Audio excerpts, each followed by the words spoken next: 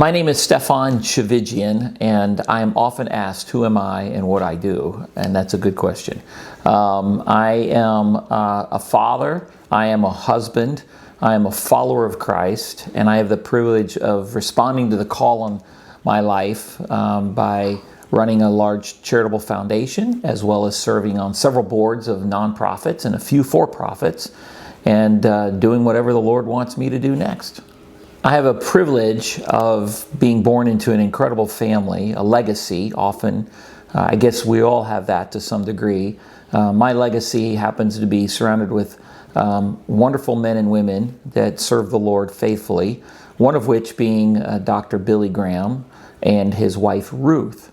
And I am the eldest grandchild of the Graham family. That's my claim to fame. When I was born, Billy and Ruth Graham became grandparents.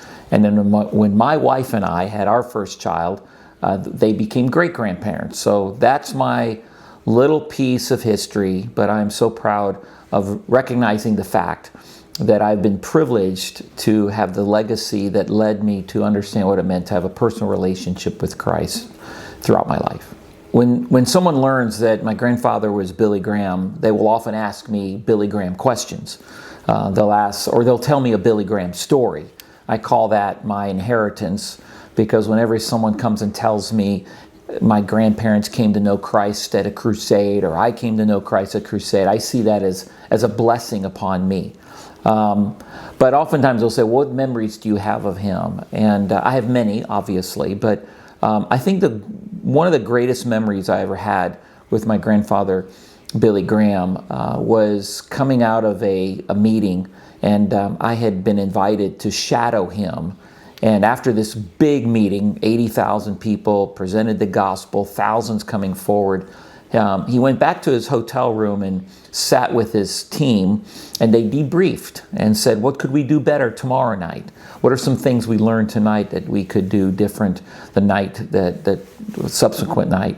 And he was asking everybody's opinion, and then he looked at me, and I was only about 13 years old, and he asked me for my opinion. And when you think about that, and I often say it was the humility that he expressed, but that fact that he also noticed me. I was seen. And so often the fact is we want to be seen. And that's the beauty of the gospel, is that God sees us and he calls us by name. I'd say over the last 20 years or so, I've had the opportunity to observe from afar Leighton Ford Ministries, always having great respect for my Uncle Leighton and my Aunt Jean, but also for the entire family and for the legacy of the ministry.